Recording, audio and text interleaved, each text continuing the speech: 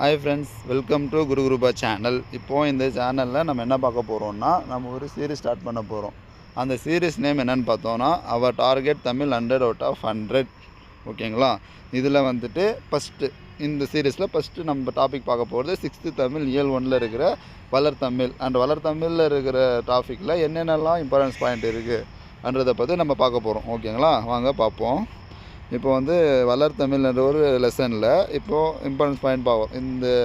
இது எல்லாமே என்னோடய ஹேண்ட் ரிட்டன் நோட்ஸாக தான் இருக்கும். இது எப்படி எடுத்துருப்பேன்னா, இம்பார்ட்டன்ஸாக இருக்கும் இல்லைங்களா? இப்போ நம்ம லெசன் ஃபுல்லாக படித்து அதில் அப்சர்வ் பண்ணி எடுத்திருப்போம். ஒரு சில பாயிண்ட்ஸ் எல்லாம் இம்பார்ட்டன்ட், இது எக்ஸாம் பாயிண்ட் ஆஃப் வியூவில் கேட்கலாம்ன்ற மாதிரி இருக்கிறது தான் பாயிண்ட்ஸ் எடுத்துருப்போம். இதை நீங்கள் ஒரு வாட்டி பார்த்துட்டு புக்ஸை ரீட் பண்ணும்போது இதெல்லாம் இம்பார்ட்டன்ஸ் பாயிண்ட், எப்படி நம்ம நோட்ஸ் எடுக்கணும், எப்படி நோட்ஸ் எடுத்து படிக்கணும்னு ஒரு ஐடியா கிடைக்கும்.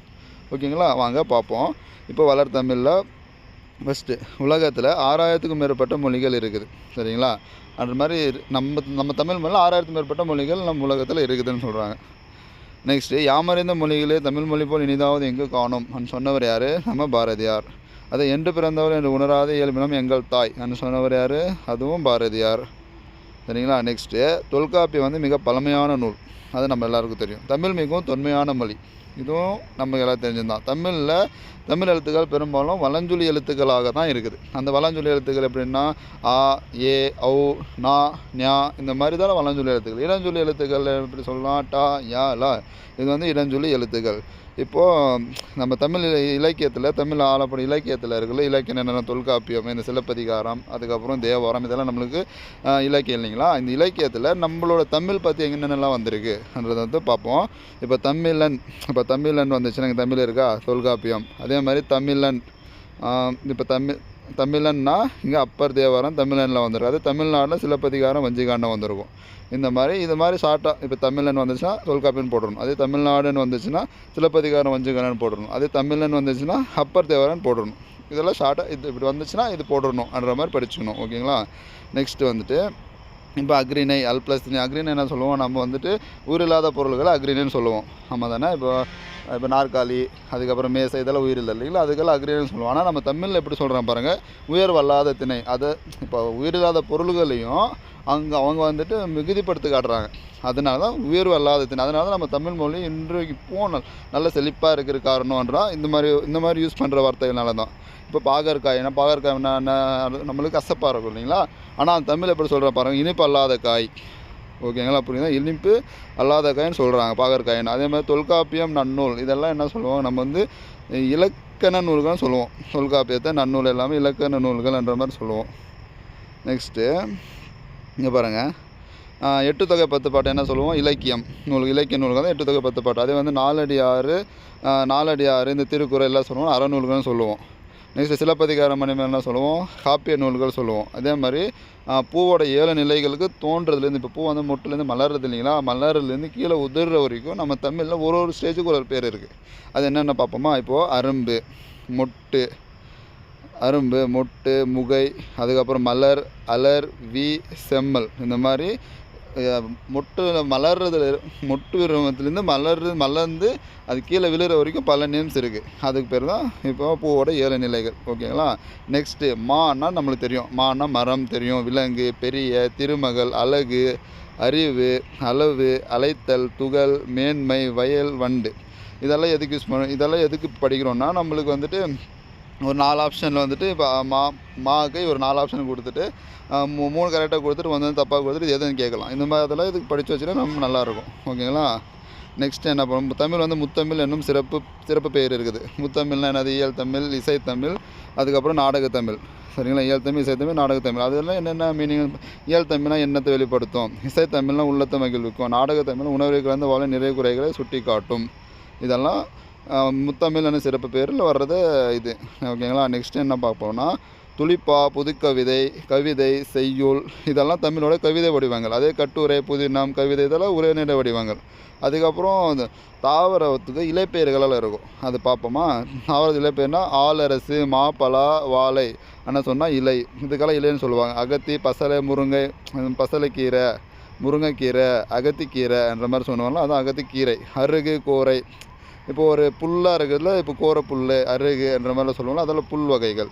நெக்ஸ்ட்டு நெல், வரகு. இப்போ நெல்லுனா நெல் வளர்ந்து நெல் வந்து தாள்னு சொல்லுவோம், அதுதான் தாள், வரகு தாள். அப்புறம் மல்லியை வந்து இப்போ கொத்தமல்லி தலைன்ற மாதிரி சொல்லுவோம்ல, புதினா தலை, அந்த மாதிரி மல்லி தலைன்ற மாதிரி சொல்லுவோம்.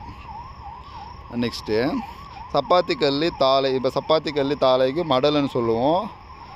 நெக்ஸ்ட் வந்து கரும்பு, நாணல், இந்த மாதிரி தோகை. இந்த கரும்பு வந்து தோகைன்னு சொல்லுவோம். பனை தென்னையை வந்து ஓலைன்னு சொல்லுவோம்.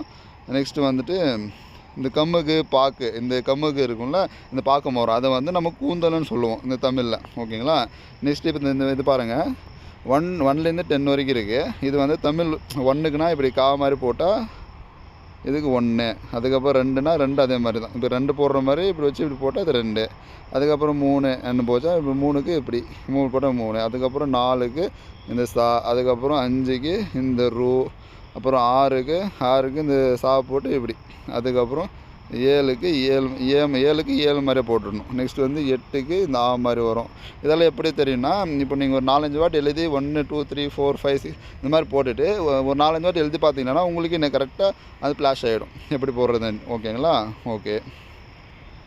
நெக்ஸ்ட் என்ன பார்ப்போம், நெக்ஸ்ட் வந்து பார்ப்போமா.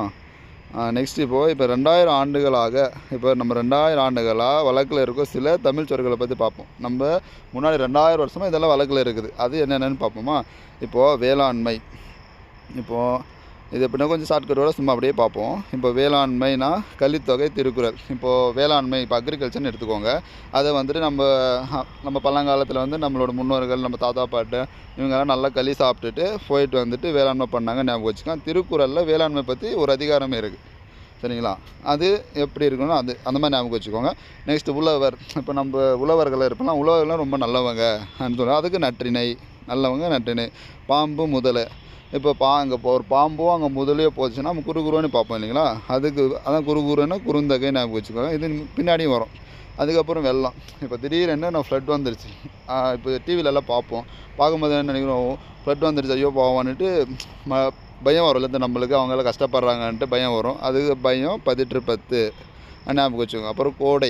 இப்போ நல்ல வெயில் அடிக்குதுன்னா நம்ம வந்து உடம்புக்குள்ளே வந்துட்டு நம்மளுக்கு நம்ம உடம்புக்குள்ளே ஃபுல்லாக ஹீட்டாக இருக்கும்ல, அதை அகத்து உள்ளே அனும்போது அகன்னு ஞாபகம் வச்சுக்கோங்க. அகம் வந்து அகநானூறு, கோடை வந்துட்டு அகநானூறு. ஓகேங்களா. நெக்ஸ்ட்டு உலகம். நம்ம உலகத்தில் தொல்காப்பியம், திருமுருகாற்றுப்படை. இந்த தொல்காப்பியம், திருமுருகாற்றுப்படை வந்து கிழவிக்கு உலகம் போன்றது. அந்த மாதிரி சும்மா ஷார்ட்கட்டுக்காக சொல்கிறேன். தொல்காப்பியமும் திருமுருகாற்றுப்படையும் கிழவிக்கு உலகம் போன்றது. இந்த உலகமே தொல்காப்பியம், திருமுருகாற்றுப்படை தான் இந்த ஒரு கிழவிக்கு. சும்மா ஷார்ட்கட்டுக்காக சொல்கிறேன், தப்பாக எடுத்துக்காதீங்க. அது மாதிரி ஞாபகம் வச்சுக்கோங்க. அது மருந்து, அதே மாதிரி சொன்னீங்களா, மருந்து வந்து நம்ம அகத்துக்குள்ளே தானே உள்ளே தானே போடுறோம், உடம்புக்குள்ளே அது அகம், மருந்து அகம். அதே மாதிரி மருந்தை பற்றி ஒரு திருக்குறள் வந்து ஒரு அதிகாரமே இருக்குது, அதனால ஈஸியாக ஞாபகம் வந்துடும். மருந்து, அகநானூறு, திருக்குறள். ஓகேங்களா. ஊர் வந்து தொல்காப்பியம், அகத்திணையியல். இந்த ஊருன்னா என்ன சொல்லலாம், இப்போது தொல்காப்பியத்தில் என்ன சொல்லியிருப்பாங்க, அகத்திணையில். அகத்திணையில் ஊரை பற்றி சொல்லியிருப்பாங்க, ஞாபகம் வச்சுக்கோங்க. ஓகேங்களா. நெக்ஸ்ட்டு அன்புனா இப்போ தொல்காப்பியத்துலேயும் அன்பை பற்றி சொல்லியிருப்பாங்க, திருக்குறள்லையும் அன்புடையமான ஒரு திருக்குறள் அதிகாரமே இருக்குது, சரிங்களா. அதை வச்சு ஞாபகம் வச்சுக்கலாம். நெக்ஸ்ட்டு வந்துட்டு உயிர். இப்போது தொல்காப்பியமும் திருக்குறளும் கிழவிக்கு உயிர் போன்றது, அது மாதிரி ஞாபகம் வச்சுக்கோங்க. தொல்காப்பியம், திருக்குறளும் கிழவிக்கு உயிர் போன்றது ஞாபகம் வச்சுக்கோங்க. நெக்ஸ்ட்டு மகிழ்ச்சி. இப்போது திருக்குறளில் தொல்காப்பியத்தும் திருக்குறளும் படிக்கும்போது நம்மளுக்கு வந்து ஒரு மகிழ்ச்சி வருது, அந்த மாதிரி ஞாபகம் வச்சுக்கோங்க. நெக்ஸ்ட் வந்து அப்போ அங்கே சொன்னல பாம்பு, முதலெல்லாம் பார்த்தா குருகுரன் பார்க்கும்போது குறுந்தகை. இங்கேயும் அதே மாதிரி தான். மீன் அதே மாதிரி பார்க்கும்போது மீன் அதே மாதிரி குருகுரன்னு பார்ப்போம்ன்ற மாதிரி ஞாபகம் வச்சுக்கோங்க. புகழ். இப்போ தொல்காப்பியம் இருக்கிறதுனால நம்மளுக்கு எவ்வளோ பெருமை. இப்போ தமிழுக்கே தமிழோட செயல் இருக்குன்னா அதுக்கு இலக்கணம் வகுத்துறது தான் தொல்காப்பியம். அப்போது செய்யுள் வந்து தோன்றியே இவ்வளோ வருஷம் ஆச்சு, அப்போ தொல்காப்பியம் இன்னும் ரொம்ப நாளுக்கு முன்னாடி தோன்றியதுன்னு சொல்லுவாங்க. அதை மாதிரி நம்ம வச்சுக்கோங்க. தொல்காப்பியம், வேற்றுமையல், புகழ். அந்த தொல்காப்பியம் இருக்கிறது நம்ம தமிழுக்கு இன்னும் நல்ல புகழ் இருக்குது அந்த மாதிரி ஞாபகம் வச்சுக்கோங்க. இப்போ அரசு எப்படி இருக்கணும்னுட்டு திருக்குறளை வந்து சொல்லியிருப்பாங்க. அதே மாதிரி இப்போ ஏதாவது நீ போய் அந்த வேலையை செய்யணும்னா நம்ம என்ன பண்ணுவோம், குருகுரன் பார்ப்போம், ஞாபகம் வச்சுக்கோங்க. செய்யினாவே குருகுரன் பார்ப்போம், அது குறுந்தகை ஞாபகம் வந்துடணும். ஓகேங்களா. நெக்ஸ்ட்டு செல் போயிட்டு ஒரு வேலையை நீ போய் செல்லுனா போய் வேறு வேலையை பாருன்ற மாதிரி நம்ம சொல்கிறோன்னு வச்சுக்கோங்க. அது எப்படி சொல்லுவோம், புறத்திணையல். இப்போது உள்ளுக்குள்ளவே இருந்துச்சுன்னா அங்கே வெளியே போய் வேலை செய்ன்ற மாதிரி புறம்னா வெளியே வரும் இல்லைங்களா, அந்த மாதிரி வெளியே வர்றதுன்னு வச்சுட்டு தொல்காப்பியம் புறத்திணையல். செல்லுனா தொல்காப்பியத்தில் சொல்லுவாங்க, புறத்திணையல் வரும்ன்ற மாதிரி ஞாபகம் வச்சுக்க. பார்னா என்ன சொல்லுவோம், நம்ம பார்னா ஒரு மீனிங் இருக்குது, உலகம். அந்த உலகம் என்ன, உலகம் வந்து பெரிசு இல்லை, அது பெரிசு பெரும்பானாற்று படை, அந்த மாதிரி ஞாபகம் வச்சுக்கோங்க. அதுக்கப்புறம் ஒலி, இப்போ தொல்காப்பியத்தில் இருக்கிற கிளவியை வந்து கிளவி வந்து ஒலிச்சிட்றோம்ன்ற மாதிரி ஞாபகம் வச்சுக்கோங்க. அதுதான் தொல்காப்பியம் கிளவியாக்கம். அதுக்கப்புறம் முடினா என்ன சொல்லலாம், இப்போது ஒரு செயலை வந்துட்டு போயிட்டு வந்து முடின்ற மாதிரி சொல்கிறோம் வச்சுக்கோங்க. தொல்காப்பியத்தில் முடினா என்ன பண்ணும், ஒரு செயலை வந்து முடிக்கிறது. அது என்னது, வினையை தான் நம்ம வந்து ஒரு செயலைன்னு சொல்லுவாங்களாம், வினையை ஒரு செயலைன்னு சொல்லுவாங்களா. அதான் தொல்காப்பியம் வினையியல். இங்கே ஒழுங்காக தெரியல, வினையியல் இங்கே தொல்காப்பியம் வினையியல், அதுக்கு மீனிங். ஓகேங்களா? ஓகே, இதுதான் 6th தமிழில் வளர்த்தமிழில் இருக்கிற இம்பார்ட்டன்ஸ் பாயிண்ட். இந்த மாதிரி யூஸ்ஃபுல்லான கண்டென்ட் உங்களுக்கு வேணும்னா நம்ம சேனலை சப்ஸ்கிரைப் பண்ணுங்கள். தேங்க்யூ.